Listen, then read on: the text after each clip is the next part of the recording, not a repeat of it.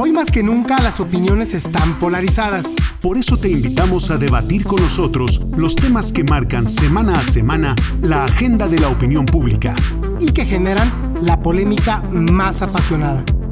Luis Veloz y William Yarmes presentan Debate y Controversia, la zona cero de la tendencia informativa. Así que toma tu lugar, porque ya comenzamos. Bienvenidos a Debate y Controversia. Tengo el gusto de saludar a la distancia al periodista William Yarmes. ¿Qué tal, amigo? ¿Cómo estás? Buenas tardes. Hola, Luis. Buenas tardes a todos. Como siempre, un gusto estar por aquí, como todos los viernes. Así es, William. Y también, pues, invitar a toda la audiencia de ADR Networks, así como de la plataforma Neptuno, se pongan en contacto con nosotros para que nos comenten sus puntos de vista, puedan criticarnos, etcétera, etcétera. Estamos abiertos siempre y estamos presentes en Instagram y en Twitter en @enlazona0. Bueno, William, pues ahorita llegamos fin de semana, es el fin de semana del Buen Fin. Hay mucha gente que anda por las calles buscando qué comprar, qué poder pues regalar o qué poder utilizar para la Navidad o para el año que viene. Y pues se ha dejado un poquito de lado por esta cuestión la preocupación por el COVID, y pues yo quiero platicar contigo ante la posibilidad casi inminente de un rebrote del COVID-19 a nivel mundial, no nada más en México. William, ¿cuál es el punto de vista de William Yarmes y que se abra el debate y la controversia? Adelante, amigo. Gracias, Luis. Pues mira, mi punto de vista a grandes rasgos es que la vida tiene que seguir. El tema es que nos ha faltado reflexionar un poco cómo es que la vida tiene que seguir. Creo que necesitamos tener un poco más de información para entender lo que está pasando en México y en el mundo. Como se cortó la comunicación, es decir, como la autoridad, siempre entre comillas esa palabra, ¿no? Lo que quiera que eso signifique, la autoridad dejó de comunicarse con la sociedad, es decir, las personas responsables de este tema ya no están informando como antes. Pareciera que se pueden relajar las medidas en general. La gente en algunos casos habla, no entiendo por qué, de verdad no acabo de entender por qué la gente utiliza la palabra postpandemia. Y bueno, no estamos de ninguna manera en la postpandemia. Estamos en la entrada o en el inicio del segundo año de la pandemia, ¿no? O sea, por ahí, más o menos. O más bien ya vamos al tercer año de la pandemia, ¿no? O sea, ya llevamos veintitantos meses, 20 meses en esta dinámica. O sea, ya nos estamos acercando, insisto, hacia el tercer año, al tercer periodo de nuestro calendario, que acuérdense que ya hemos dicho varias veces que no van paralelos el calendario, si es que lo tiene, de la pandemia, que es un calendario propio, con el calendario de la humanidad, ¿no? O sea, son cosas completamente diferentes, son dinámicas distintas, son códigos genéticos diferentes, para decirlo de otra manera. Entonces, lo que yo veo es que nos ha faltado un poco más de acceso a la información, un poco más de interés, un poco más de cuidado.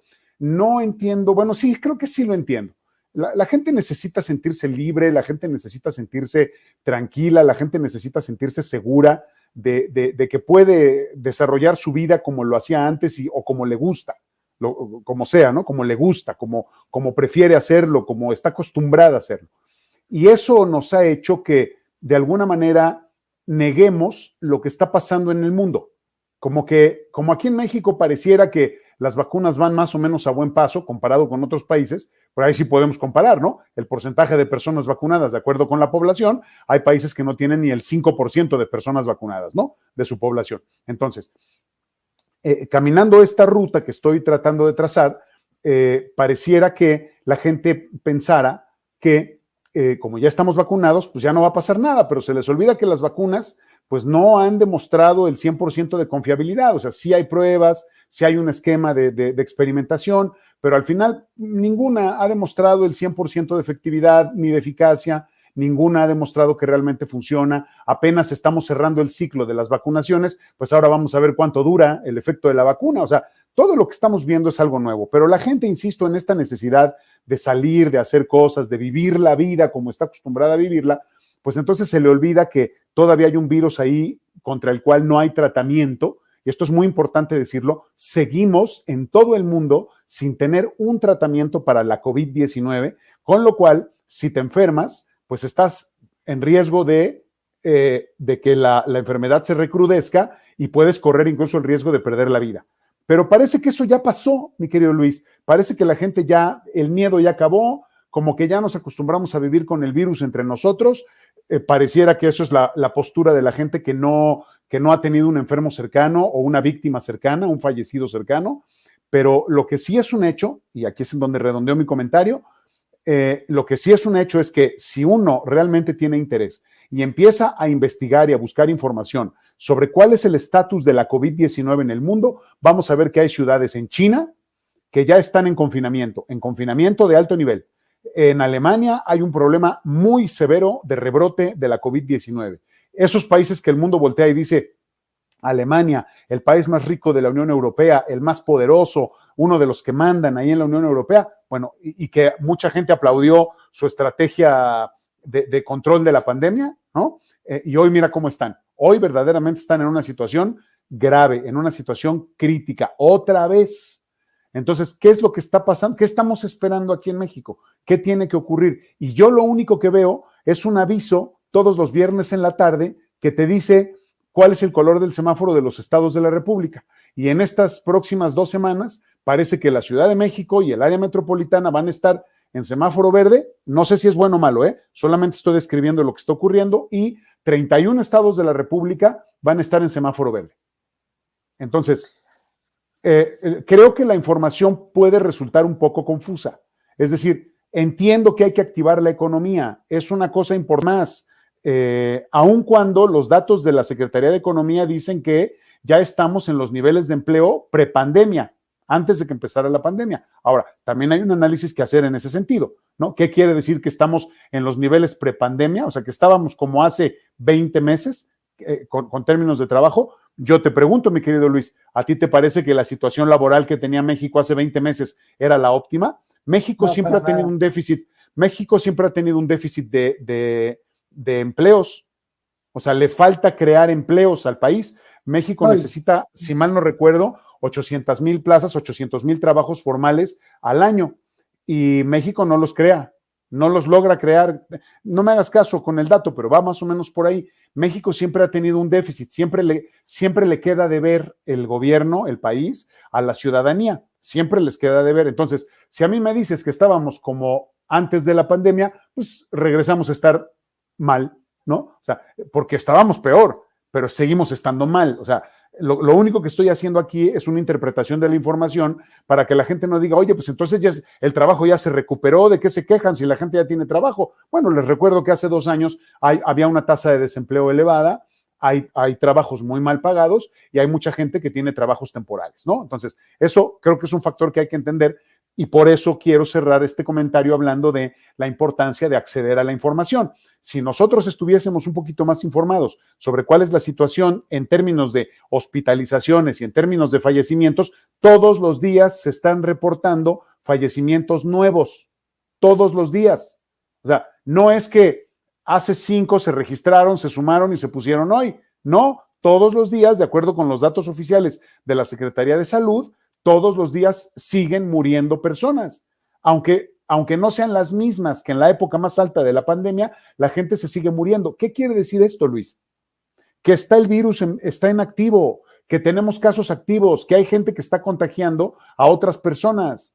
¿Sí me explico? Y que hay gente que aunque está vacunada, porque la gente que se está muriendo es gente de edad mayor de edad, o sea, aunque está vacunada, la gente se está enfermando y la gente se está muriendo. Entonces, no, yo no quiero ser escandaloso ni sensacionalista, ni mucho menos, pero lo que sí creo es que hemos relajado en exceso las medidas que estábamos tomando los últimos 20 meses. Ese es a grandes rasgos el tema, lo cual es un reto muy difícil de enfrentar, porque al mismo tiempo tenemos el compromiso de reactivar la economía y que la gente tenga trabajo y que la gente pueda satisfacer sus necesidades. Pero creo que deberíamos pensar en una manera un poco más segura y más eficiente de hacer las cosas, y no dejar que la gente salga a la calle en desbandada y que haya aglomeraciones como las ha venido habiendo en las últimas semanas.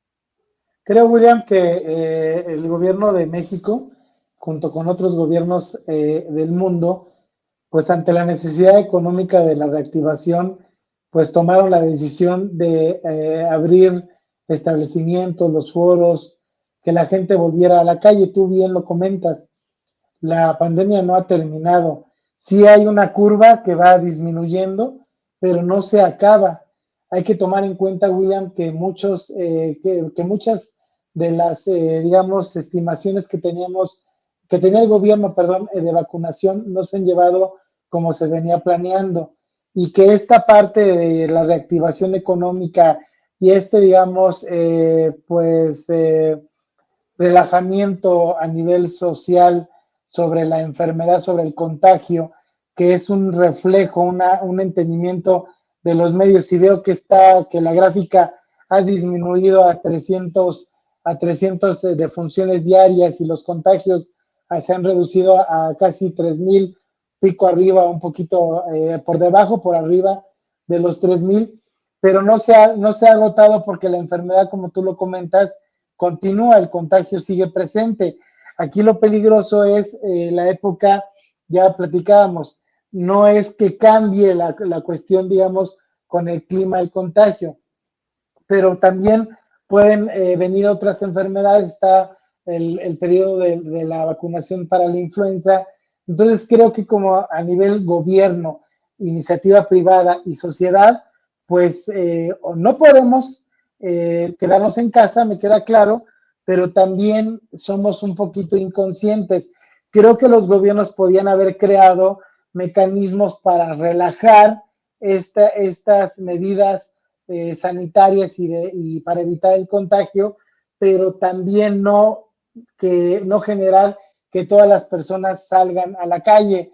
Yo escuchaba a un representante de la iniciativa privada en la semana que decía que esta semana lo que ellos impulsaban junto con el gobierno era que la gente se desplazara a los puntos de venta a comprar sus artículos del Buen Fin, y creo que aquí pues es una parte inconsciente, porque debió, a mi parecer, no sé tu punto de vista, seguir apoyando el comercio vía internet, el comercio digital, el e-commerce, porque creo que más que nunca hay que cuidarnos, William, y el poder ver físicamente un producto, pues no vale la pena un contagio o perder la vida de alguien, de algún ser querido, por ir a la tienda y comprar físicamente el artículo. ¿Cuál es tu punto de vista, William?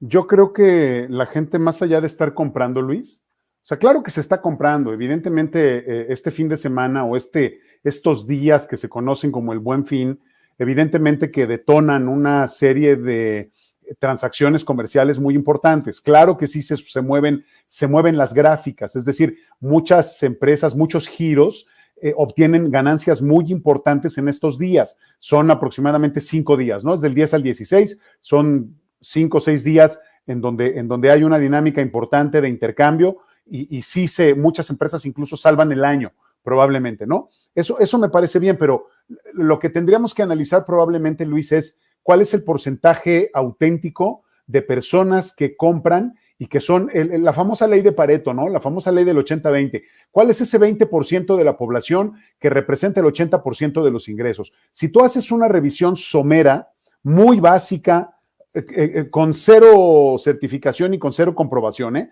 pero si tú haces una revisión, mi estimado Luis, o usted que nos hace favor de vernos, caminando en un centro comercial, no necesita ser estadístico, ni matemático, ni economista.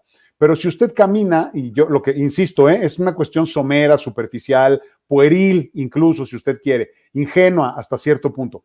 Pero si usted camina, es una manera de hacerlo. Si usted camina en un centro comercial y lo hace de una manera atenta, suponiendo que tuviera ese interés, y camina trazando una ruta específica en un centro comercial y cuenta cuántas personas de las que usted se encuentra, poniendo, insisto, mucha atención para tratar de que no se encuentren las mismas personas varias veces, si cuenta cuántas personas han hecho una compra en ese momento, es decir, cuántas personas traen una bolsa en la mano con lo cual se infiere que hicieron una compra en ese momento dentro del centro comercial, se van a dar cuenta que en realidad la gente que compra, del 100% de las personas que entran a un centro comercial, llega más o menos como al 30-35% de la gente.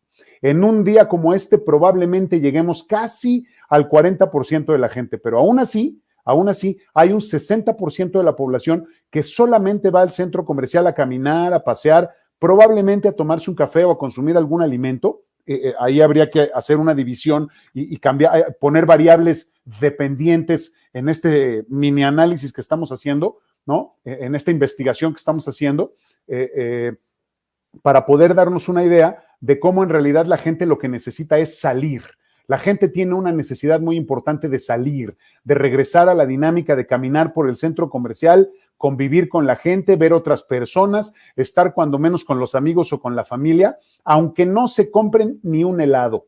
Entonces, son diferentes variables, mi estimado Luis, lo que se tiene que analizar. Son muchas cosas las que tenemos que ver. Entonces, sí creo que hay maneras más inteligentes de reactivar la economía, y cuando digo inteligentes, quiero referirme a inteligente es igual a seguro. Una manera mucho más inteligente quiere decir que es una manera mucho más segura de poder promover esta dinámica económica sin exponer a la gente y sin arriesgarla. Porque lo que hemos visto recientemente en acontecimientos de entretenimiento es que hay aglomeraciones muy importantes de personas que realmente están arriesgándose a crear un foco de infección muy severo, y ya vimos que es muy fácil que se expanda la enfermedad, que una persona puede contagiar, no sé si a 2 o a 3, y luego esas 3 se va multiplicando y se va exponenciando, y es un tema muy grave y muy delicado. Yo, ojalá y me equivoque, espero que no haya, o sea, de verdad, yo creo que va a haber un rebrote muy fuerte, ojalá y me equivoque, ojalá que no lo haya,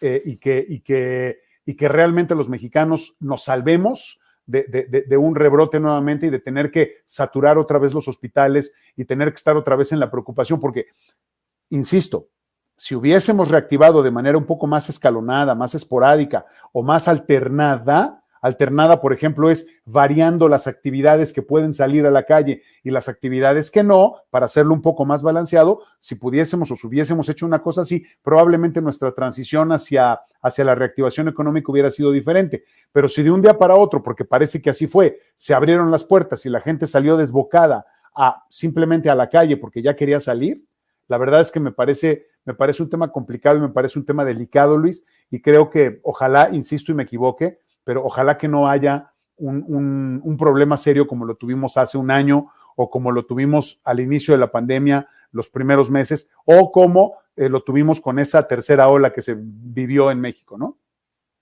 Ahora ya no hay una, digamos, fuerza del COVID por esta parte de los que estamos vacunados, ¿no? En ese sentido, William, hay una como confianza que es malentendida por la ciudadanía. Así es. Que sale, ¿no? Y que dice, no, pues ya me vacuné, ya no me puedo volver a enfermar, y pues ¿cuál, no? Cualquiera puede, a un vacunado, enfermarse de nuevo. Hay variantes. Pues es que, Luis, déjame decirte una cosa. Yo no sé a quién, bueno, sí, yo creo que a la generalidad de las personas se les ocurrió que como la palabra es vacuna, piensan que realmente están protegidos contra la enfermedad, pero creo que no acaban de escuchar, o la gente no escucha lo que no le conviene, Luis. Y la autoridad internacional, aquí sí no estoy hablando de la Secretaría de Salud o del presidente o del subsecretario, no. Estoy hablando de la Organización Mundial de la Salud y la Organización Panamericana de la Salud, ¿no? Para hablar en un esquema mucho más global. Ellos claramente han dicho, y ahí están todos los documentos, nada más hay que tener un poco de paciencia para investigar, todo el mundo ha dicho, la vacuna contra la COVID-19 no te protege contra la enfermedad. Lo que hace es que si te da la enfermedad, no te da tan fuerte. A ver, ¿no es claro eso, Luis? No es lo suficientemente claro. O sea, no es como la vacuna contra el tétanos, o no es con la vacuna contra el sarampión, o no es la triple, ni ninguna de esas que se les ponen a los niños. No es eso. A esas vacunas sí te las pones y no te enfermas, porque hay años de estudio. Pero la COVID-19... fíjate, aunque las vacunas están aprobadas y reconocidas por la Organización Mundial de la Salud, siguen en una etapa de uso en emergencia, de uso de emergencia. Entonces, yo no sé qué estamos esperando o qué es lo que queremos que nos digan o qué es lo que la sociedad está entendiendo, pero el hecho de que estés vacunado lo único que significa es que si te da la enfermedad, se espera, porque nadie te lo garantiza, se espera que no sea tan fuerte ni tan agresiva como lo podría ser con una persona que no está vacunada. Ese es el tema, Luis. O sea, ya me vacuné, ya puedo hacer lo que quiera. Perdóname, pero no es así. No es así. Y otra vez, Luis, ya pasaron muchos meses desde que se vacunaron a las personas adultas mayores. Habría que volver a hacer un estudio, y seguramente lo están haciendo, para ver cómo se comporta la vacuna y el sistema inmune de las personas que fueron vacunadas hace, calcúlale, Luis, ¿hace qué? ¿12 meses? ¿Hace 12 meses empezó la vacunación? Empezó hace 12 meses. Bueno, ya fue un año, me explico, ya fue un año. Y no hemos tenido resultados claros, porque claro, es muy pronto para tenerlos, no es culpa de nadie, ni ineficiencia de nadie, pero no ha pasado el suficiente tiempo para poder ver resultados contundentes, claros, y que nos puedan generar cierto nivel de confianza. Ni siquiera las farmacéuticas han presentado presentado a nivel público los estudios, los datos, toda la información que la vacuna está ahorita generando, ¿no? Porque pues hay estudios sobre ellos, eso esperaría yo, ¿no? Me imagino, Luis, que nos van a presentar. Hay artículos publicados por las farmacéuticas en donde dicen, en algunos países, se recomienda que los que se pusieron esta vacuna se pongan una tercera, porque hay pruebas que demuestran, o sea, no han terminado, hay pruebas que demuestran que se refuerza la inmunidad con una dosis más. Por eso en Estados Unidos mucha gente ya tiene 3 dosis. Sí, de pues Pfizer, ese es otro punto. Porque son algunas, no son todas. Que ni siquiera en México hemos vacunado a lo que se esperaba, que aparte la cuestión de los niños también es importante, como los demás países lo han hecho, también tenemos que tomar cartas en el asunto.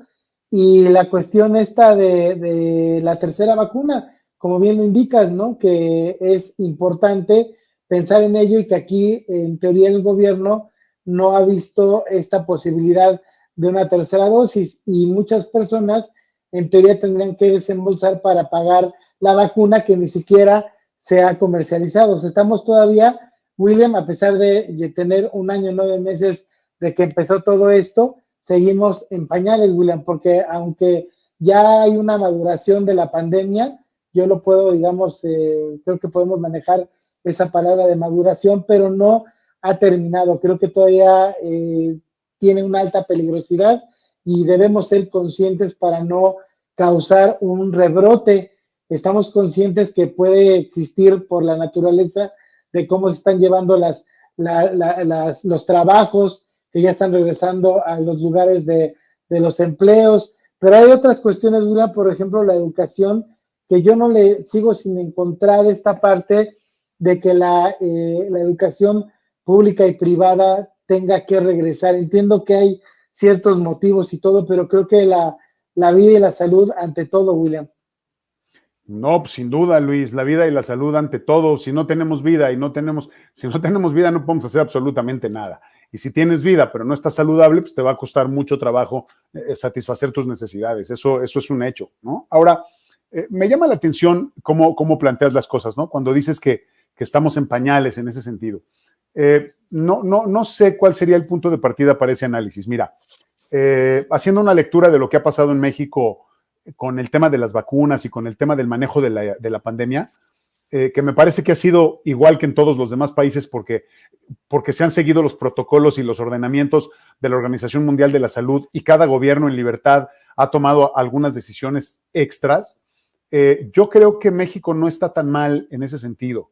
Te voy a decir por qué. Que otros países ya estén vacunando niños, bueno, acuérdate que hay otros países que tienen los recursos y hay otros países que pueden comprar las vacunas.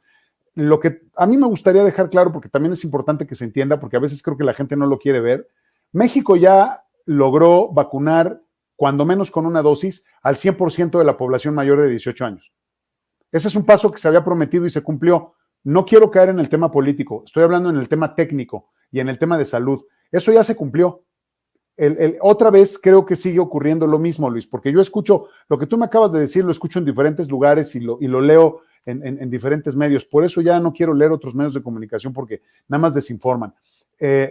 O sea, México no está mal en ese sentido. O sea, México ha venido avanzando como ha podido, porque también las vacunas cuestan y porque hay una logística. O sea, no es de abrir y cerrar los ojos o un chasquido de dedos, o un chasquido, pues, porque el chasquido es de dedos, ¿no? O sea, un chasquido y ya todo el mundo está vacunado, u otro chasquido y ya llegaron todas las vacunas. No, no es así, no es así. En todo el mundo no es así.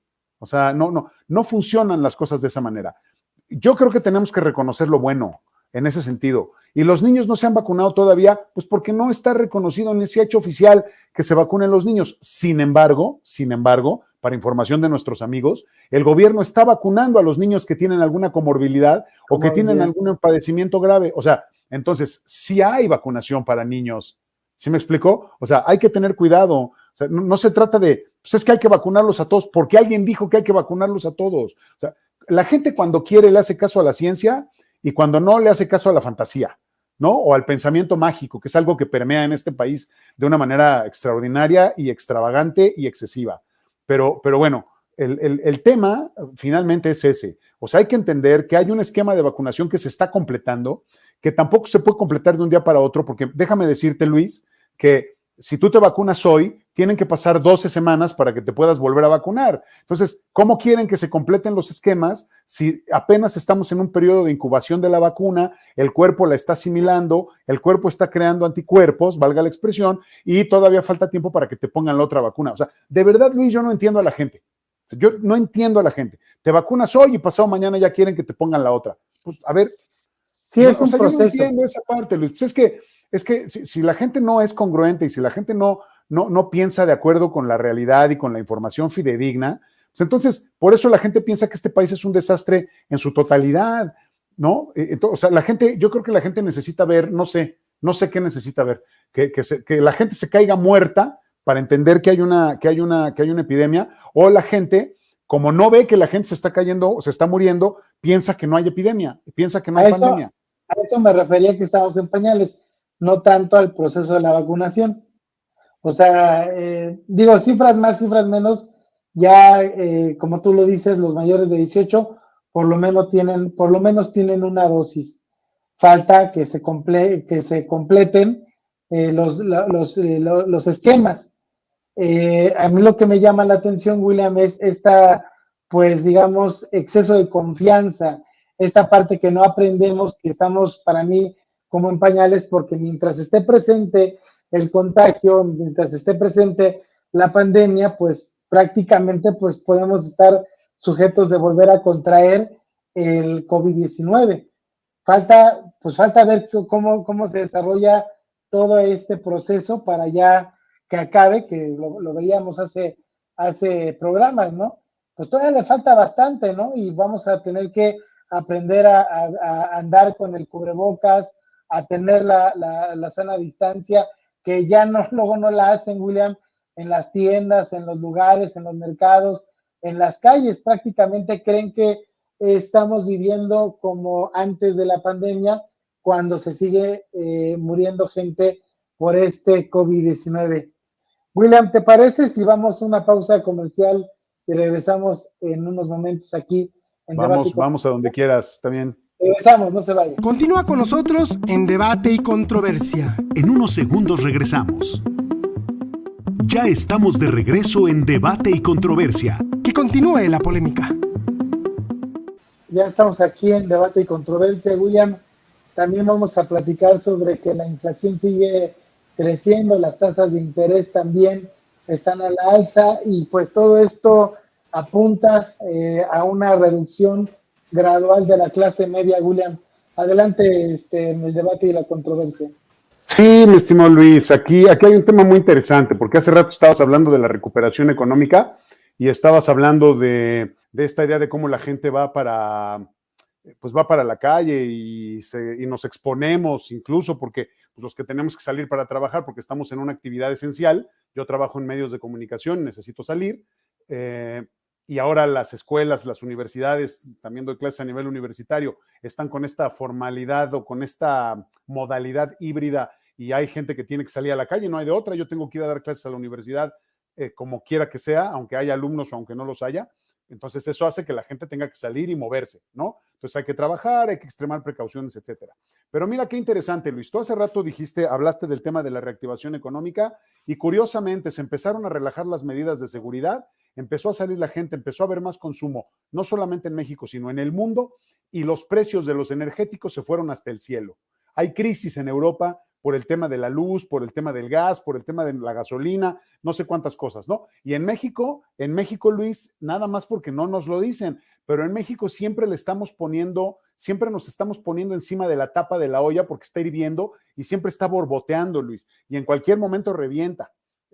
¿A qué me refiero con que revienta? Pues con el tema de las crisis económicas, con el tema de las inflaciones, con el tema de la subida de las tasas de interés. El Banco de México lleva 3 subidas seguidas de la tasa de interés. ¿Qué significa? Pues que el crédito te va a salir cada vez más caro y que si tú tienes por alguna razón un crédito con tasa variable, pues tienes que estar enterado de que te va a subir la mensualidad y que tu próximo pago, el próximo pago que te salió a cierta cantidad, el de ahora te va a salir más caro porque las tasas de interés están subiendo y porque eso afecta la toma de decisiones en muchos sectores que son importantes que al final impactan en el bolsillo del último consumidor, del ciudadano último, digamos, ¿no? O sea, de la mayoría de la población. Entonces, queremos reactivar la economía y nos reciben o nos dan la bienvenida con temas de inflación, con temas de que el Producto Interno Bruto no va a crecer lo que estamos esperando, con que el país no va a tener las ganancias que quería o que había planeado para tener a lo largo de los próximos periodos. Entonces, mi querido Luis, creo que ese es el tema que tendríamos que estar analizando todos. ¿Cómo hacerle, los ciudadanos mexicanos, cómo hacerle para que el país funcione de otra manera? ¿Qué actividades debemos realizar? ¿Hacia dónde se tiene que orientar este país para que no estemos viviendo todo el tiempo con esta sensación de ansiedad y de incertidumbre en la que, pues, lo único que esperas es que las cosas sean más caras, ¿no? O sea, es desgastante, Luis, es desgastante que cada que sales del supermercado, la gente que puede ir al supermercado, sale y se da cuenta que su ticket es más caro y que compró menos.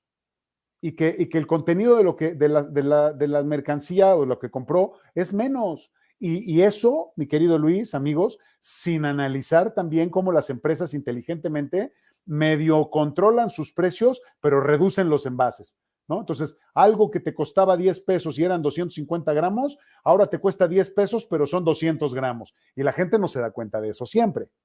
¿Me explico? No siempre nos damos cuenta de eso y ahí estamos perdiendo y las grandes empresas son las que medio se quieren recuperar, ¿no? Entonces, yo creo que el panorama es complejo, el panorama requiere de la acción de diferentes sectores de la ciudadanía y de diferentes sectores en general del país y de mayor atención por parte del gobierno, en general. Ojalá que todo lo que se está revisando ahora, en términos de reformas, en términos de presupuestos, el paquete económico que ya se aprobó, todo ese tipo de cosas, pues espero que de verdad tenga un reflejo. Es decir, que esta política de austeridad que ha planteado el gobierno realmente se vea reflejada, cuando menos a partir del próximo año, que empecemos a ver algo diferente, de tal manera que el año 4, 5 y 6 del sexenio de la cuarta transformación propuesta por Andrés Manuel López Obrador empiecen a demostrar o empiecen a detonar ciertos elementos de mejora, por decirlo con las palabras más aspiracionales que pueda haber. Fíjate, William, hablando un poquito de lo que estamos viviendo en cuestión de inflación, que ahorita en la venta, el precio del tomate y el jitomate en el mercado, digamos, promedio, cuesta por lo general entre 20 pesos, 24 pesos, pero ahorita que se juntó lo del Buen Fin, parece un efecto adverso para la economía, para los bolsillos de todos los mexicanos, al menos los que vivimos aquí en el centro del país. Te cuento por qué, porque encontramos precios desde hace 2 días que el tomate, repito, y el jitomate de 20, 25 pesos, obviamente fluctúan de acuerdo a la temporada, si hay lluvia, si las cosechas se echan a perder, etcétera.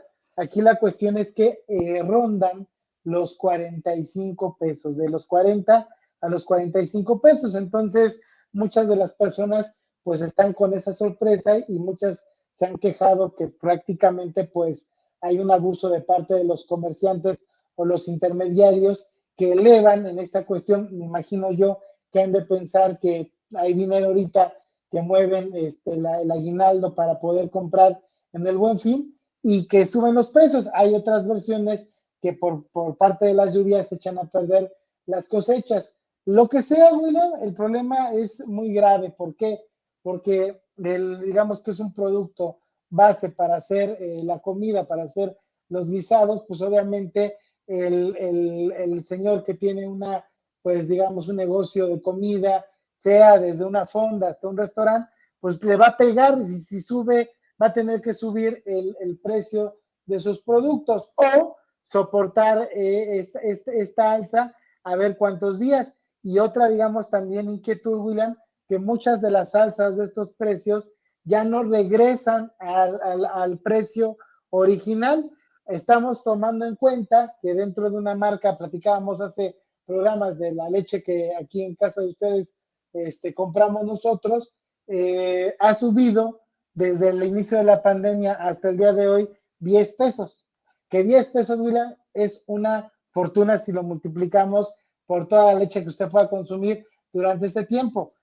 Desgraciadamente, William, sé que muchas de las cosas de antes el Estado no puede controlar los precios porque estamos ahorita en una economía libre de precios, pero hay un abuso y sí debería haber precios máximos como ocurre en las medicinas, que es otro tema también bastante polémico, el precio, el control de las medicinas, pero creo que sí en estos bienes que son primordiales para la economía y para la vida misma, creo que el gobierno debería tomar cartas en el asunto. Repito, William, ¿de qué te sirve que suba el salario mínimo si todo se está cayendo en cascada, están subiendo los precios y el poder adquisitivo se va al vacío, como lo acabo de decir, como en una cascada así de plano? Entonces, yo la verdad creo que la inconformidad de todos los que vivimos en este país es ya basta, ¿no? Ya están subiendo las cosas. Entiendo que influye los combustibles, el petróleo, la gasolina, el mercado, el clima, lo que usted quiera. Finalmente abre uno la cartera y le alcanza para comprar menos cosas, William. Es de alarmarse, William. Pues sí, Luis, lamentablemente es parte de la historia de la vida económica de los países como el nuestro. Lo que obliga a la ciudadanía a este tipo de circunstancias es a buscar productos sustitutos o, en su caso, a dejar de consumir esos productos, ¿no? O sea, uno diría, pues si está tan caro el jitomate, pues no lo compres.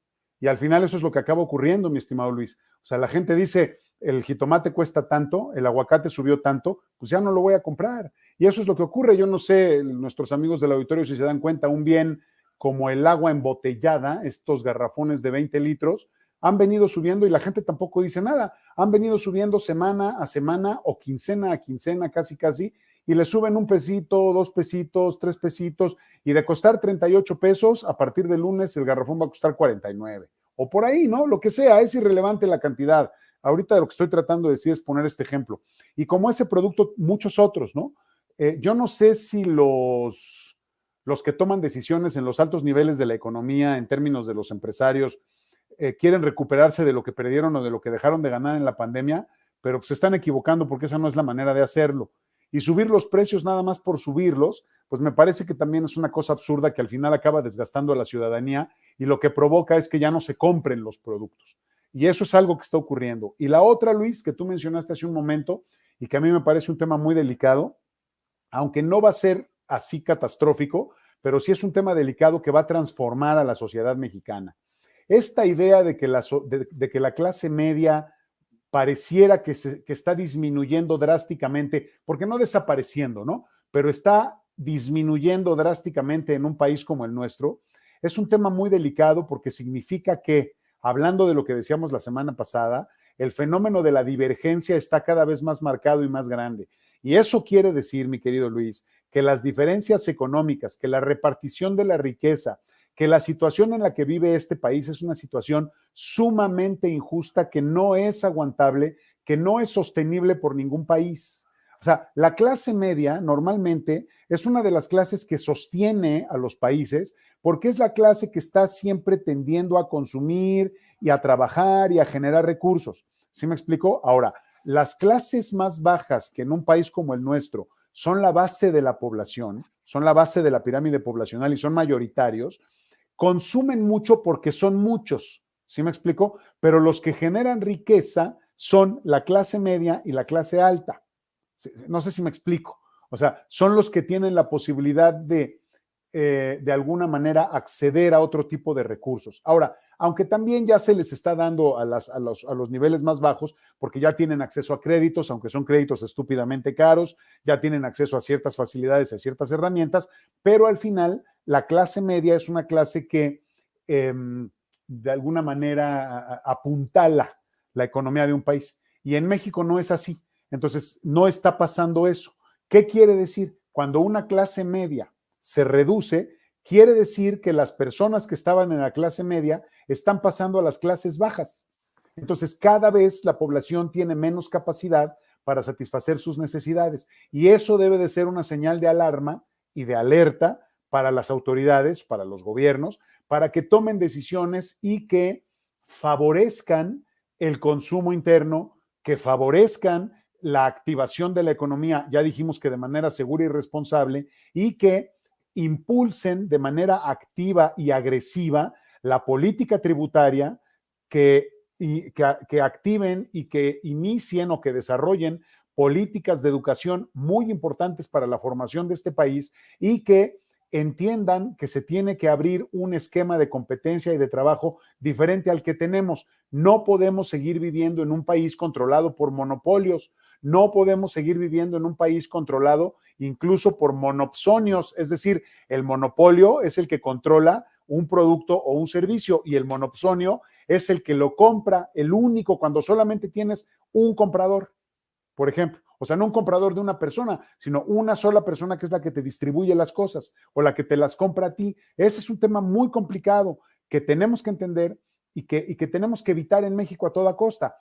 Y aunque se ha luchado contra eso, tradicionalmente lo hacía la oposición. Ahora ya esa oposición está en el poder. Vamos a ver si tiene las herramientas, el conocimiento y la capacidad para transformar verdaderamente el esquema y la dinámica económica de este país. Pero así como lo estoy viendo, Luis, lo veo bastante difícil, bastante difícil. Oye, ¿tú crees que la administración actual a cargo del presidente López Obrador no, como que es su tendencia el que, digo, lo comento porque habla siempre como con desdén de las clases que tienen privilegios, ¿no? No me refiero a los ricos, me refiero a la clase media. Entonces aquí tú me planteas el hecho de que debería preocuparle al gobierno de nuestro país el hecho que cada vez hay más pobres en nuestro país. Aquí la cuestión que yo veo es que con esto que pues maneja el gobierno, que los medios dicen o manejan de los discursos del presidente y de los funcionarios, esta parte pues es un poquito contradictoria, ¿no? Yo sí, a ver, aquí voy a hacer una interpretación, Luis, porque yo no he hablado con López Obrador, ni le he preguntado, ni tampoco he visto un documento en donde explique su dicho. Voy a tratar de ser lo más concreto por eso posible. Dije lo que se dice del presidente, ¿no? Sí, entiendo. Y el presidente, en efecto, de alguna manera ha dicho que se ha referido a ciertos integrantes de la clase media como aspiracionistas, ¿no? Como que le molesta ese discurso. No sé, insisto, no sé a qué se refiere el presidente. ¿Cuál es la interpretación que tengo yo? El presidente está buscando un país más igualitario, y un país más igualitario es un país en el que no hay clases sociales. Claro que eso es imposible, o sea, no va a haber un país en donde no haya clases sociales, es decir, que solo haya una clase social, porque todos están igual. ¿Sí me explico? Pero en un esquema político, económico como el que vivimos nosotros, es muy difícil que exista una cosa como esas. Ahora, lamentablemente, Luis, y aquí sí me da mucha pena, Los únicos ejemplos que hay de un país igualitario o de países igualitarios es, por ejemplo, Cuba. Pero Cuba es un caso aparte. Cuba es un caso que se cuece muy aparte. ¿Sí me explico? Porque entonces la gente cuando quiere golpear los dichos o la política que estamos viviendo ahora en México dicen, sí, claro, el presidente lo que quiere es un país como Cuba, en donde todos son iguales porque todos están igual de pobres. O sea, a ver, aquí entendamos que no es así, porque Cuba es un país, insisto, excepcional, porque Cuba es un país que sufre un bloqueo y un embargo desde hace décadas y tiene un esquema de gobierno particular que se ha mantenido a lo largo de la historia en el mundo y que creo que solamente quedan 2 o 3 países como ellos, ¿no? O sea, tenemos por ahí China y tenemos Corea del Norte y por ahí algunos otros países que tienen algún régimen en ese sentido muy cerrado, muy interno, pero Cuba específicamente, con los bloqueos y con el embargo, pues vive en una situación diferente. Entonces, de entrada no podemos compararnos con eso, ¿no? ¿Con qué nos podemos o hacia dónde debemos voltear? Precisamente hacia la búsqueda de esta equidad en términos económicos. No sé si me explico, que todas las personas tengan las mismas oportunidades y que más o menos las mismas personas, o sea, que un mayor porcentaje de la población tenga acceso a los satisfactores y a estar muy por arriba de la línea de la pobreza, muy por arriba, y que sea la mayoría. Esa es la idea, ¿sí me explico? Entonces, creo que lo que tendríamos que hacer es que la base de la pirámide poblacional en términos de nivel socioeconómico se vaya haciendo cada vez más chiquita para que esa gente que está en los niveles socioeconómicos bajos vaya subiendo a lo que es la clase media. O sea, eso es lo que necesita este país, una clase media robusta, una clase media grande, por decirlo de alguna manera, para que todo el mundo tenga mayor capacidad, mayor poder adquisitivo y entonces el país funcione de otra manera. Mira, ¿quieres ver el ejemplo de esto? Que además es el esquema que a la gente le encanta. Pues es Estados Unidos. Mira Estados Unidos cómo trabaja con sus clases sociales. Fíjate cuál es la fuerza que tiene la clase media. Fíjate cómo distribuye los impuestos y cómo se los regresa a la población. O sea, Estados Unidos tiene muy claro que para poder activar la economía, cuando la gente no tiene los suficientes recursos, los regresa impuestos. La devolución de impuestos. Aquí en México la devolución de impuestos es injusta, es dispareja, es muy complicada y además considerando que la mayor parte de la población económicamente activa está en la informalidad, o cuando menos la mitad, que yo te diría, sin temor a equivocarme, que que son más del 50% los informales. O sea, es más de la mitad. Entonces, si te fijas en ese sentido, somos un país complejo y es importante que probablemente el presidente cuando habla de estas cosas y desprecia a los aspiracionistas o es que no sé si está despreciando a la clase media. Yo creo que el presidente está optando o está pugnando o está aclamando una sola clase, por decirlo de alguna manera. Es mi punto de vista, es muy ingenuo, es muy ignorante lo que estoy diciendo, porque evidentemente un país, por como estamos, no puede haber una sola clase, no puede haber. O sea, ya quiero ver que los archimillonarios que de algún día para otro van a bajar sus ingresos y los van a repartir. No, eso no va a pasar, no tendrían por qué hacerlo. En el esquema en el que vivimos, nadie tiene por qué repartir su dinero. Lo que te ganes, como te lo ganes, bien habido o mal habido, pues es tuyo, no tendrías por qué repartirlo. Para eso se supone que son las políticas tributarias, que en México también son muy desequilibradas, por decirlo menos. Es que lo ideal sería que en lugar de que se contrajera la clase media, que crezca, que disminuya, esa es la idea. Que se reduzca la clase más afectada y que tenga ese crecimiento, esa posibilidad de una mejora económica, pues eso haría crecer obviamente al país. Como tú lo comentas, sí. Estados Unidos está sustentado por esa clase media que es la que consume más, la que pues genera ahora sí que una riqueza para el propio país.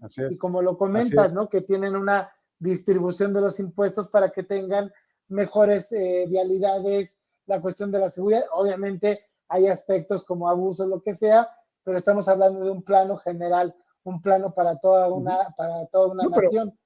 Pero además el gobierno de Estados Unidos, digo, o sea, no lo hace de gratis, lo hace a través de un cálculo y todo, pero Estados Unidos te regresa impuestos. Todos los años te mandan tu cheque de regreso de impuestos. ¿Para qué? Pues para que te gastes ese dinero. Para incentivar otra vez. Pues claro, para que te lo vuelvas a gastar, y entonces eso hace que los negocios se mantengan vivos, ¿sí me entiendes? O sea, pero ese es el espíritu norteamericano. Yo no sé si ese es el espíritu que deba de tener México, porque el espíritu norteamericano es un espíritu hiperconsumista. Sí. Y eso también hace mucho daño, Luis, porque Al hay muchos presidente no le agrada desperdicios. Y hay, pues no, claro que no, porque tampoco es lo mejor, sobre todo porque en México no funciona de manera equitativa. Sí. No, estoy de acuerdo, lo platicábamos hace 8 días, ¿no?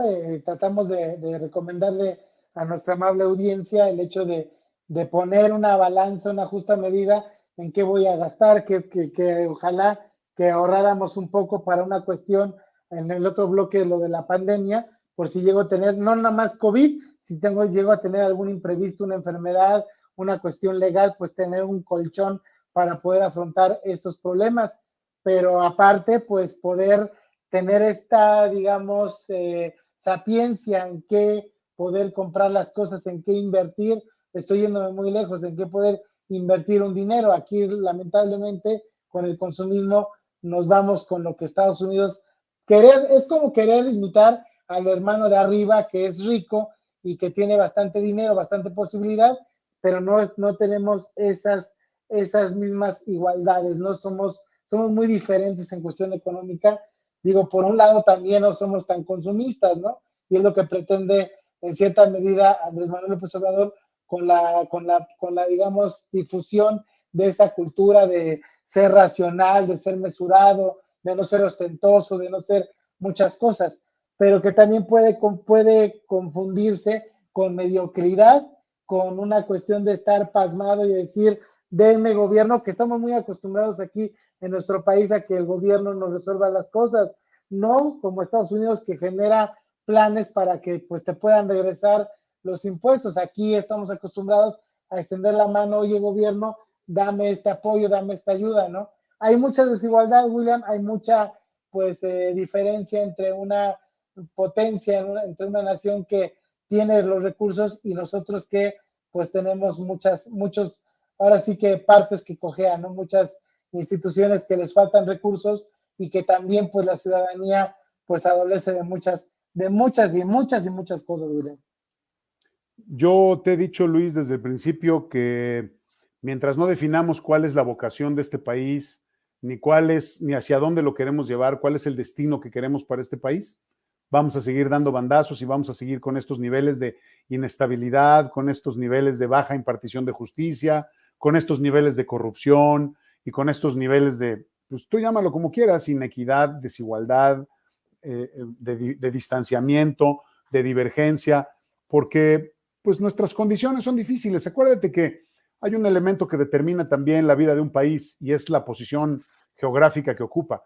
Y nosotros tenemos una posición, si bien privilegiada por las cuestiones naturales, etcétera, ese tipo de cosas ecológicas, medioambientales y de recursos, pues también tenemos una posición bastante condenatoria, que es estar en el sur de los Estados Unidos. Estamos pegados a Estados Unidos y esa frontera nos ha hecho mucho daño. Es una frontera que nos controla, es una frontera que de alguna manera dicta nuestro camino, que de alguna manera, de muchas maneras nos influencia en términos culturales, económicos, sociales, incluso hasta, yo te diría, filosóficos, ¿no? Exagerando un poco el tema.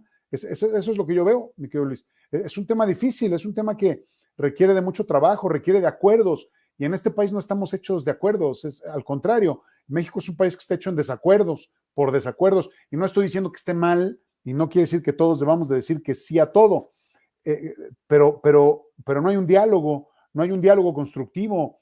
La oposición es oposición porque parece que así tiene que ser, y todo debe de ser no y todo debe de ser en contra, aun cuando pudiera beneficiar a la mayoría. Entonces, insisto, mientras no tengamos una visión, un propósito y unos objetivos encaminados a lograr el bien mayor en este país, pues un bien mayor, pues entonces vamos a seguir iguales, vamos a seguir exactamente iguales, con estas diferencias, viendo gente que puede comprarse no 1, no 2, no 3, 4 Lamborghinis y gente que en su vida va a tener un coche. Así es. O sea, porque es la dinámica del mundo, Luis, es la dinámica del mundo. Lamentablemente, yo no estoy diciendo que la tengamos que aceptar, pero quiero ver quién va a ser el que tenga los tamaños para transformarla. Pues ahorita, tocando estos puntos, parte de lo que el presidente López Obrador trató de exponer en la ONU, ¿no? Y que ahorita vamos a hablar, regresando a un corte. Quiero mandar saludos, William, si me lo permites, Claro, a María, por favor. Mariana Viña, que nos ve como cada semana desde San Antonio, Texas, nos manda saludos. Saludos. Dice, hola Luis, señor William, nos da mucho gusto verlos y escuchar sus opiniones. Reciban saludos de la familia Viña Patiño desde San Antonio, Texas. Un Saludos, abrazo a saludos. toda la comunidad latina que nos ve en Estados Unidos. Y también, a ver, aquí tengo el nombre de ZR King Clock. Dice sobre el tema pasado, ¿es obligado las vacunas o qué? Porque aún no me las ha puesto. No, no es obligatorio. No es obligatorio. No. Así es, nadie está diciendo No. que sea No. obligatorio. Hay libertad en este país de no hacerlo. Si usted quiere y usted cree que sea en contra de alguna de sus creencias, O no de sus puede, ideas, o no puede por una cuestión de salud, de salud, porque es contraindicado ponerse la vacuna. Ahí hay que tener mucho cuidado, ¿eh? O Sí, sea, claro. eso es algo que, o sea, en ningún momento en este país la vacuna ha sido una cosa obligatoria. Y lo ha manifestado el presidente así, Así que es. no se haga discriminación al respecto y que se respete. Que hemos platicado en el programa que realmente si hay una cuestión de, pues que si no te vacunas te pueden marginar o te pueden criticar, o aquellos, ya platicamos también, que creen que por haber ido a Estados Unidos a ponerse la Pfizer, pues son más que los que aquí lo hicieron. Pero Pues qué ahora tristeza. sí que es harina de otro costal. Vamos a la pausa comercial, William. Aquí regresamos en Debate y Controversia. Vamos. Vamos. Continúa con nosotros en Debate y Controversia. En unos segundos regresamos. Ya estamos de regreso en Debate y Controversia. Que continúe la polémica. William, amigos, ya estamos aquí en el cierre de Debate y Controversia. Quiero platicar contigo, William. ¿Cómo viste la visita que realizó a Estados Unidos el presidente Andrés Manuel López Obrador, básicamente a la Organización de las Naciones Unidas? Adelante, William. Pues en general la vi bien, mi querido Luis, normal, la visita de un jefe de Estado que tiene que cumplir con un compromiso y en general bien, la presencia de México como debe de ser, ¿no? O sea, en general creo que estuvo bastante bien. Lo que me llama la atención son las reacciones, ¿no? Como la gente solamente busca el error. Es como, eso me parece terrible, ¿no? O sea, la gente solamente busca el elemento para la burla, el elemento para, no sé, el elemento pues sí, para eso, para exhibir, para exponer, sin razonar, sin decir absolutamente nada, ¿no? O sea, la verdad es que luego la gente ni siquiera sabe qué esperar y solamente critica por criticar, pero a mí me pareció que la presencia de México ahí obedece a compromisos internacionales, a cumplir también con la agenda que tiene el país y al final es también seguir jugando a la hipocresía en el mundo con esto de las agendas para cumplir con los objetivos de la COP26 en términos medioambientales y de generación de contaminantes y no sé cuántas cosas. Seguimos hablando de lo mismo desde hace décadas, no se ha logrado absolutamente nada. Hay un grupo, como siempre, hay un grupo que habla del calentamiento climático, de la crisis global, del tema de los energéticos, del tema de los combustibles limpios, y hay otra parte que no dice absolutamente nada, ¿no? Y al final, fíjate cómo son las cosas, al final la gente, pues de acuerdo con sus necesidades y con sus capacidades, va adquiriendo lo que puede, ¿no? Voy a poner un ejemplo también muy absurdo, un ejemplo muy pedestre, Por ahí salió la nota de que para 2040 ya no va a haber vehículos a combustión o de combustible, ¿no? A gasolina o lo que sea. Parece que no sé qué quieren hacer, todos eléctricos, todos híbridos, todos no sé cómo los van a hacer. Está bien, qué padre, pero ¿sabes cuánto tiempo más va a pasar después del 2040 para que la gente que no le alcance para comprar un vehículo en esas condiciones pueda comprarlo? Y eso pensando en la gente que se puede comprar un vehículo, porque somos un país de 130 millones de habitantes. ¿Cuántos millones de vehículos hay en México? Pues te sorprendería, mi querido Luis, porque no todo el mundo tiene auto, ¿verdad? O sea, está difícil. La mayor parte de la población no tiene auto. Efectivamente, ¿no? O sea, ojalá y producción nos pudiera ayudar, o tú si quieres, Luis, ahí buscarle en tu buscador, en el que más te guste, no sé cuál tengas tú, búscate cuál es el parque vehicular en el país, ¿no? ¿Cuántos vehículos hay de acuerdo con la AMIA o con la AMIS, cualquiera de las dos? Yo creo que la AMIA es la más certera. la Asociación ¿De la Mexicana de la ciudad Industria o Automotriz. nacional? No, vete nacional, para que veamos, para que vayamos a ese nivel, para que tengamos un análisis un poco más amplio, digamos, de nuestro país, ¿no? Para no quedarnos con el centro del país, porque es injusto, ¿no? Sí, claro. Pero ahorita tú lo vas a ver. Lo que estoy tratando de decir es que el nivel de desigualdad en el que vivimos en este país no nos permite acceder a las mismas cosas, a los mismos bienes, a los mismos productos, a los mismos servicios al mismo tiempo. Mira, si tú ves el promedio de los años de los vehículos en México, pues te vas a dar cuenta que aquí no alcanza para cambiar de coche cada año, Luis. Bueno, a ti a lo mejor sí, pero a mí no En me el alcanza. 2020, de acuerdo a la INEGI, Sí, en el 2020 hay 50.347.569 vehículos de motor registrados en circulación. Hay que hacer la aclaración que no todos son autos, no. hay motocicletas, ¿no? Y transporte Entonces, público y y transporte transporte privado. público. Habría que Entonces, dividir. ha habido desde la gráfica que la estoy observando desde 1980, que es la gráfica que presenta, hay una tendencia, una curva en ascenso, pues prácticamente marcada. Cada año Sí, sí. existe un crecimiento, pero hay que tomar en cuenta que pues es por el crecimiento demográfico que es bastante amplio en nuestro país. Es básicamente lo que estoy leyendo en No, y también la... hay otra cosa, también hay otra cosa, no se te olvide, mi querido Luis, o sea, el país en general no está para utilizar el transporte público, porque eso es lo que las autoridades dicen, pero por otro lado, también favorecen la venta de autos. Acuérdate que en México la industria automotriz es uno de los conceptos más importantes para el ingreso. Después de las remesas y después del turismo y después del petróleo, bueno, no después, ahí están parejos, ¿no? Remesas, petróleo, turismo e industria automotriz siempre se están jugando los primeros lugares en materia de economía, en materia de ingresos para el país. Entonces, pues la autoridad no se va, aunque la autoridad quisiera o los responsables quisieran que se utilizara menos el automóvil, no tienen la capacidad ni la voluntad, porque eso está claro, para que realmente las vialidades en este país sirvan para que tú puedas, y que el sistema de transporte en todo el país sea lo suficientemente eficiente para que tú puedas trasladarte a donde quieras con libertad, con seguridad y con eficiencia. ¿Sí me explico? O sea, Sí, claro. es que es un círculo vicioso en ese sentido. O sea, te dicen que ya no uses el automóvil, cuando menos en las grandes ciudades. Ya no uses el automóvil, pero no te ponen una red de transporte lo suficientemente eficiente. Y luego te ponen ciclopistas, que me parece la estupidez más grande del mundo, en una ciudad, en un área metropolitana como la nuestra, en donde la gente que trabaja en Santa Fe y vive en Ciudad Nezahualcóyotl, es imposible que se vaya en bicicleta.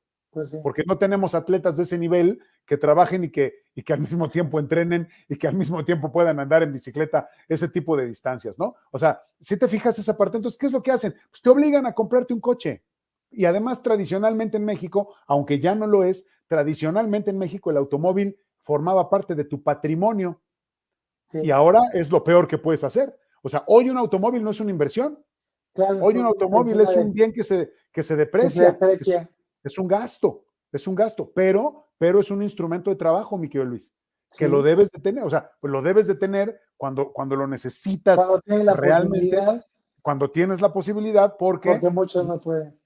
oye, a ver, una persona que tenga 2 o 3 trabajos, que los hay, ¿sabes cuánto tiempo perdería en ir de uno a otro si no tuviera En automóvil? transporte, no, pues, ¿No? de hecho, hay estudios, no tengo el dato a la mano, pero cuánto tiempo gastamos en desplazarnos los que vivimos en el norte y trabajamos en el sur, o Sí. viceversa, de oriente a oriente, ¿no? Hay ¿Cuánta muchos calidad de estudios en ese vida? sentido y es complicadísimo, es muy complejo ese tema. El tema de la movilidad, esta movilidad de la que estamos hablando, el tránsito, los que caminan, los que andan en bicis, los que andan en vehículos automotores, porque es muy interesante, ¿eh? Hay muchos estudios, Luis, en ese sentido, y actuales además, de qué porcentaje de la población camina, qué porcentaje de la población usa bicicleta u otro tipo de transporte como motocicleta, vehículo privado, transporte público. De verdad, hay cosas ahí apasionantes que te explican muchas cosas. Te sorprendería la cantidad de gente que camina, mi estimado Luis, que camina Sí. para ir a sus destinos, pero eso es muy complicado. O sea, lamentablemente la condición de este país no te permite tomar ese tipo de decisiones en libertad. Estás más bien atenido a las condiciones de tu trabajo y a que haya alguna oportunidad en donde sea. Entonces, si tú encuentras trabajo a 3 municipios de donde vives, ¿cómo le vas a hacer? ¿Cómo le vas a hacer? Si te alcanza, te compras un coche. Y si no, pues te tienes que levantar a las 3:30, 4 de la mañana para poder llegar a tu trabajo temprano, a tiempo. Sí. Es una Mira, locura. nos estamos abriendo un poquito de los temas. A mí me gustaría platicar también esto que estás comentando, poder ejemplificarlo con lo que recientemente se está viendo en las noticias, los constantes atracos en el transporte público del Estado de México, William. Eso es de todos los días, mi estimado Luis.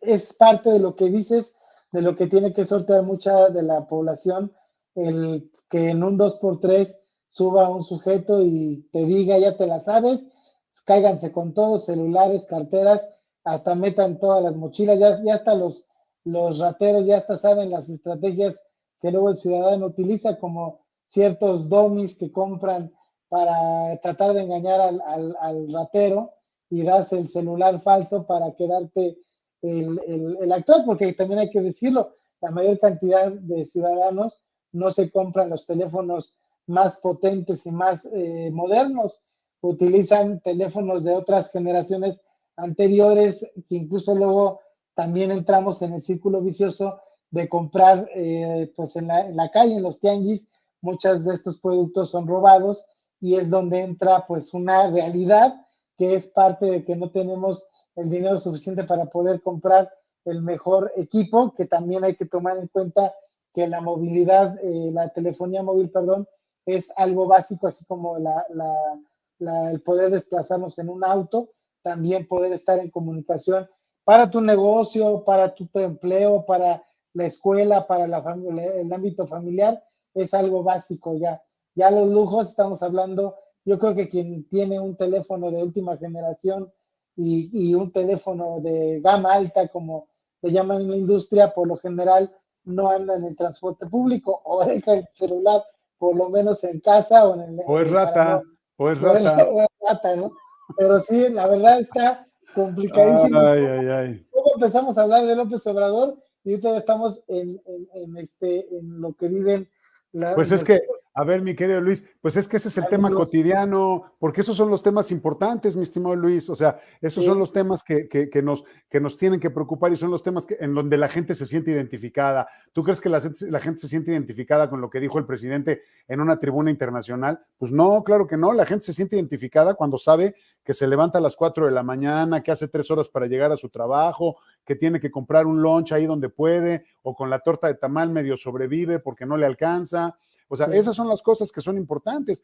Entender que hay gobiernos que son ineficientes y que la gente se acuerde. Tú acabas de decir ahorita, hablaste de un tema que es histórico en esta parte del centro del país. Estoy hablando del área metropolitana del Valle de México, principalmente el Estado de México con todos sus municipios. Es decir, el tema de la seguridad en el transporte es un tema del que nadie se ha querido hacer responsable, porque esa es la verdad. O sea, no hay una autoridad que haya salido dignamente al terminar su periodo que pueda decir que logró disminuir el índice de asaltos en el Estado de México. Es increíble la cantidad de asaltos diarios que hay en las rutas en el Estado de México. O sea, no puede ser el nivel de inseguridad. Y el silencio de las autoridades es un silencio que a veces hasta resulta cómplice. ¿Me entiendes? O sea, no puede ser, Luis, ¿no? O sea, tú no puedes permitir como gobernante que la gente viva en ese nivel de miedo, de desesperación, de ansiedad, en ese nivel de zozobra. No puede ser, Luis. Y mira, sigue pasando. O sea, yo no veo de verdad que haya voluntad.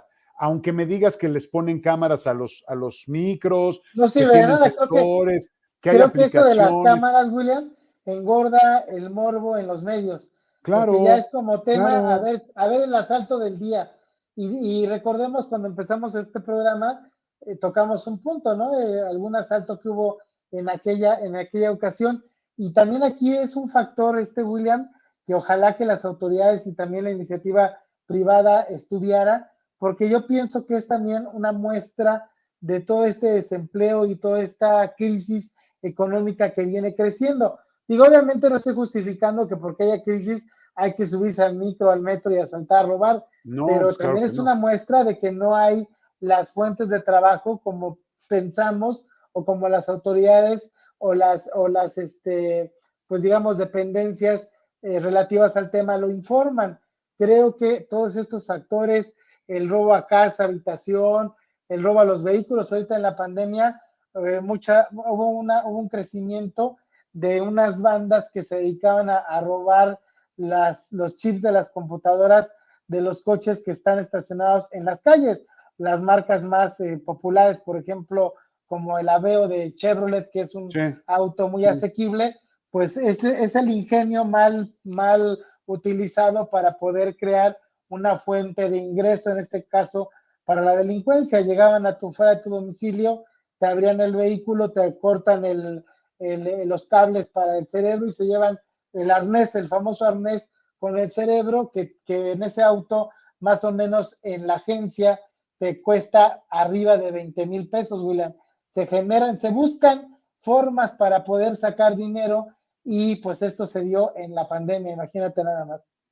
A mí lo que me sorprende es que estás tan bien enterado de cómo se quita y cómo se pone esa refacción, que a mí se me hace que tú eres el líder ahí de los vándalos de tu colonia. Te voy a decir algo. Es que aquí ocurrió afuera, aquí en la calle, en tu casa. Es una desgracia. Ocurrió.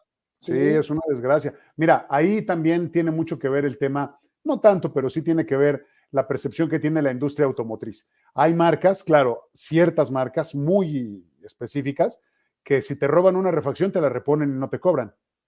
Sí, claro. Sobre todo hablando de espejos y fascias y lunas y ese tipo de cosas, ¿no? Esa es una manera.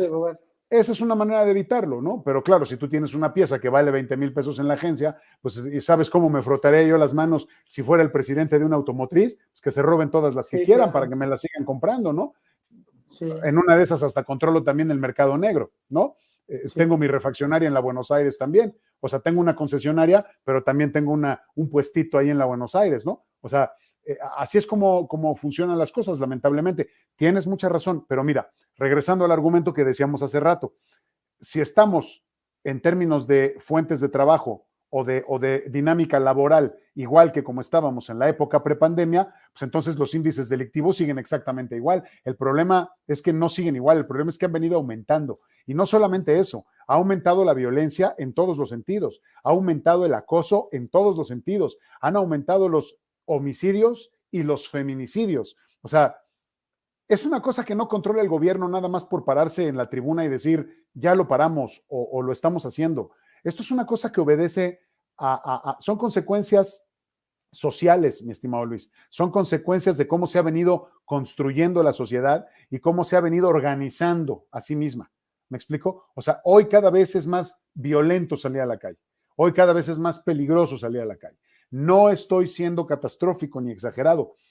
Así ocurre porque la gente está ansiosa, porque la gente está desesperada, porque la gente tiene necesidades. ¿Me explico? Y ante la poca respuesta de todos los responsables, no nada más del gobierno, de todos los responsables, porque también hay un sector de la población del que no se habla, y es el sector de los dueños de los medios de producción, Luis, del que yo sí hablo mucho, los dueños del capital, los patrones, lo que quiera que eso diga. Iba a decir los pelmazos, pero no, pelmazos es otra cosa, no es sinónimo todavía. Los patrones que no pagan, Luis, que no pagan bien, porque no le quieren pagar a la gente, porque piensan que no lo merecen, porque como tú lo dijiste la vez pasada, porque son unos flojonazos, porque no desquitan su trabajo, pero de eso comen los patrones, de eso ganan dinero cada semana y cada mes. ¿Sí me explico? Y por eso le pueden subir el precio a sus acciones y por eso pueden hacer una cantidad de cosas, ¿no? Entonces, mientras sigamos jugando ese juego hipócrita, abyecto y deleznable, mi estimado Luis, el país va a seguir igual. Pero ese sectorcito del que te estoy hablando, el día que tenga la inteligencia, la sensibilidad y la humanidad para pagarles bien a sus empleados y para entender que si tú tienes a tus trabajadores contentos, tus trabajadores ganan bien y tus trabajadores gastan, entonces tú también puedes seguir vendiendo lo que vendes. El día que la gente entienda eso, este país va a cambiar. Pero no funciona así. Somos un país de explotación, mi estimado Luis. Eso somos. Somos un país de represión, somos un país de diferencias, somos un país de el rico maquilador, que desprecia al otro. Sí. Maquilador y no generador de ideas, de proyectos. Así es, Hacémoslo. así es, así es. Somos las fábricas del patio trasero de Estados Unidos, en este caso, y Canadá, que Así es. precisamente el presidente se va a reunir la semana que viene, el día jueves, con su similar de Estados Unidos y de Canadá, ¿no? No, pues Con que le vaya Trudeau y bien. con Joe Biden. Sí, Para cerrar el sí. tema del presidente, mira, yo como lo veo, creo que ha sido criticado porque pues decían que era prácticamente una mañanera. Creo que ahí el presidente es Ajá. coherente, malo que fuera a decir lo contrario que aquí dice, pues digo, ahí sí estaría como raro, lamentable, ¿no? El hecho que Ajá. dijera otra cosa distinta. Entiendo que lo que propone en el ámbito de buscar el combate a la pobreza, pues debería también utilizar mejores mecanismos, Ajá. mejores estrategias para que no nada más sea un proyecto, una idea, un sueño, que es muy bonito ir a hablar a un lugar donde pues todo como que a lo mejor parece que es posible, pero la realidad de nuestro país es muy diferente pues a lo que vivimos, ¿no? Prácticamente los mexicanos. Hay que también tomar en cuenta la parte de pues la crítica, ¿no? De que pues va a un evento donde no hay más presidentes, un foro que pues ya perdió totalmente su fuerza la ONU, etcétera, etcétera. O sea, las críticas pues ahora sí que fueron bastante amplias y creo que también es por un lado injusto que no, pues nada más se ataque y no se proponga, ¿no? Porque somos un país que nada más criticamos y no hacemos nada por mejorar nuestro país. Es tarea, creo que de todos nosotros, tomar cartas en el asunto y hacer un México mejor. William, se nos acabó el tiempo, ahora sí que se nos fue como agua para chocolate, muy ameno los temas como los fuimos llevando. Quería platicar el tema de los accidentes carreteros y habrá oportunidad de que creo que es un tema que el gobierno debería tomar también una estrategia para que ya no haya tantos accidentes como últimamente vimos la desgracia de la carretera Puebla, pero bueno, ya tendremos oportunidad para debatir, William. A nombre de mi amigo William Yarmes. Luis, amigos, gracias por un fin de semana más. Les deseo lo mejor para este sábado y domingo y que la próxima semana sea muy productiva y que alcancen todos sus objetivos y todas sus metas. A nombre del equipo de producción de ADR Network, que está el señor Ricardo Aquelarre Hernández al mando de la consola, de Blanca Barrera y todos los editores de ADR Networks, muchas gracias. Junto con mi amigo William Yarmes, soy su amigo Luis Veloz. Los dos lo esperamos, Dios mediante, la próxima semana, 6:30 de la tarde, aquí en la mesa de debate y controversia. Bonito fin de semana. Nos faltó tiempo, pero nos sobró mucha pasión por la noticia. Debate y controversia. La zona cero de la tendencia informativa. Te esperamos aquí el próximo viernes a las 6:30 de la tarde. Por Neptuno y ADR Networks, activando tus sentidos. Nos encanta pensar diferente. ¿Y a ti?